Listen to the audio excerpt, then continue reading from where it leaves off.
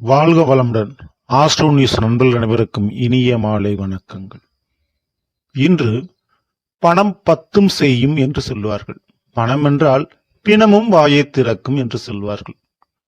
அப்படிப்பட்ட பணத்தை நாமும் தான் ஓடி ஓடி உழைத்து சேர்த்து கொண்டே இருக்கிறோம். ஆனால் ஏதாவது ஒரு வழியில் செலவுகளும் பிரச்சனைகளும் வந்து நம்மளை மீண்டும் கடன்காரனாக மாற்றிவிடுகிறது.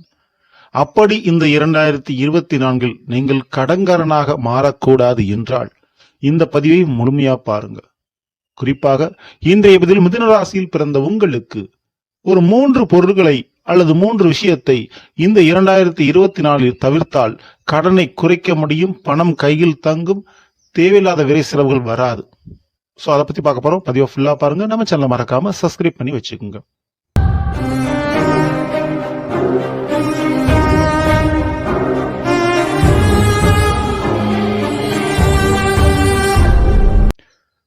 மிதுன ராசியில் பிறந்த நண்பர்களுக்கு இந்த 2024 வருடம் உண்மையாகவே ஒரு பொற்காலம். ஏனென்றால் அஷ்டம எல்லாம் முடிந்து விட்டது. ராகு கேதுகளுடைய பிரச்சனைகளும் இல்லை. தெல்ல தெளிவாக சுத்தமான முறையில் நிம்மதி சந்தோஷத்தை அனுபவிக்கக்கூடிய ராசிகளில் முதல் ராசி மிதுன ராசி. சார், அப்படி இருந்தாலும் உங்களுக்கு இந்த வருடத்தில் பணம் காசு கையில் தங்குமா, கடன் இல்லாமல் இருப்போமா அப்படின்ற கேள்வியில் அதுக்கு நீங்க செய்ய வேண்டிய ஒரே ஒரு விஷயம், இந்த 3 விஷயத்துல கொஞ்சம் கவனத்தோடு இருக்கணும். அதுல முதலாவதாக சொல்லக்கூடிய ஒரு விஷயம் என்னவென்றால், இந்த 2024 கண்டிப்பா நெருப்பால் எரிந்த ஆடை அல்லது நெருப்பில் எரிந்த ஏதாவது துணி அல்லது உபகரணங்கள், எலக்ட்ரிக்கல் ஷாக் அடிச்ச ஏதாவது பழைய எலக்ட்ரானிக்கல் பொருட்கள் வீட்டுல வச்சிருக்காதீங்க. நீங்களும் கைகளில் பயன்படுத்துறது, அந்த ஆடையை பயன்படுத்துறது போன்ற விஷயங்களை தவிர்ங்க. கிழிந்த ஆடைகளை பயன்படுத்த தவிர்ப்பது ரொம்ப ரொம்ப நல்லது. சோ முதலாவதாக இந்த ஒரு விஷயத்தை நீங்க கண்டிப்பா ஃபாலோ பண்ணி ஆகணும். அதே போல வெட்டுகின்ற உபகரணங்கள், கத்திரிக்கோள், சிசர், பிளேடு, இந்த மாதிரி ஒரு விஷயத்த அணிகளாக அணிந்து கொள்வது இப்போது ஃபேஷனா இருக்குது. அப்படி அணிந்து கொண்டிருந்தாலும் சரி, இல்ல ஹேண்ட்பேக்ல நான் இந்த மாதிரி நெயில் கட்டர் இந்த மாதிரி விஷயத்த நான் அடிக்கடி பயன்படுத்துவேன், அது எப்பவுமே என் கையில கூடவே இருக்கும் அப்படின்றவங்க அந்த கத்தி போன்ற உபகரணங்களை எக்கார்ந்து கொண்டும் ஹேண்ட்பேக்கு, பர்ஸு, கல்லாப்பட்டி, பீரோ போன்ற இடங்கள்ல வைப்பது தவிர்க்கணும். முதல்ல இந்த கிழிஞ்ச துணி அல்லது நெருப்பில் சுடப்பட்ட எரிந்த துணிமணி அந்த போன்ற விஷயங்கள்.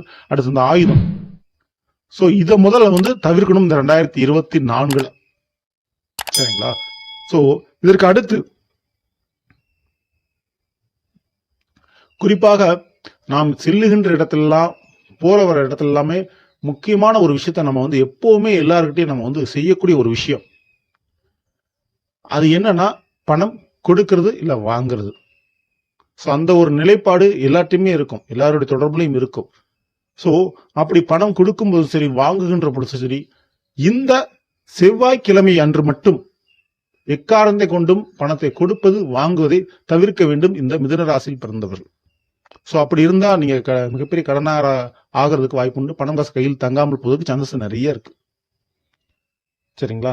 அந்த செவ்வாய்க்கிழமை அப்படின்றத பணம் கொடுப்பது வாங்குவதை கண்டிப்பா இந்த 2024 தவிர்க்க வேண்டும். 3வது விஷயம், இந்த செம்பு, காப்பர், சரிங்களா, இந்த செம்பிலால் ஆன அணிகலன்கள், பொருட்களை இந்த 2024 இந்த மிதுனராசி பிறந்தவங்க பயன்படுத்தாமல் இருந்தால் பணம் காசு கையில் தங்கும். ஓகேங்களா? முக்கியமா பணம் வைத்திருக்கக்கூடிய இடத்துல அந்த செம்பு காப்பு அல்லது சிகப்பு துணி, சரிங்களா, சிகப்பு கலர் ஆடையும் இந்த வருஷத்துல அதிகமா பயன்படுத்தாதீங்க. செம்பு போன்ற அணிகளும் பயன்படுத்தாதீங்க. குறைச்சிக்கிறது உங்களுக்கு நல்லது. பணம் கையில் காசு தங்க வைக்கும். இந்த மாதிரி விஷயத்த கண்டிப்பா ஃபாலோ பண்ணுங்க. ஒவ்வொரு விஷயங்களும் நமக்கு பாசிட்டிவ் எனர்ஜியை கொடுக்கும். அந்த மாதிரிதான் பணத்தை ஈர்த்து கொடுக்கக்கூடிய விஷயம். இவை அனைத்தையும் தவிர்ப்பது உங்களுக்கு நல்லது நண்பர்களே. சரிங்களா? இந்த பதிவு நிச்சயமா உங்களுக்கு யூஸ்ஃபுல்லா இருக்கிறீங்க. பிடிச்சிருந்தா லைக் பண்ணுங்க, மற்றவங்களுக்கு ஷேர் பண்ணுங்க, மறக்காம சேனலை சப்ஸ்கிரைப் பண்ணி வச்சுக்கோங்க. அடுத்த சந்திப்போம். நன்றி, வணக்கம், வாழ்க வளமுடன்.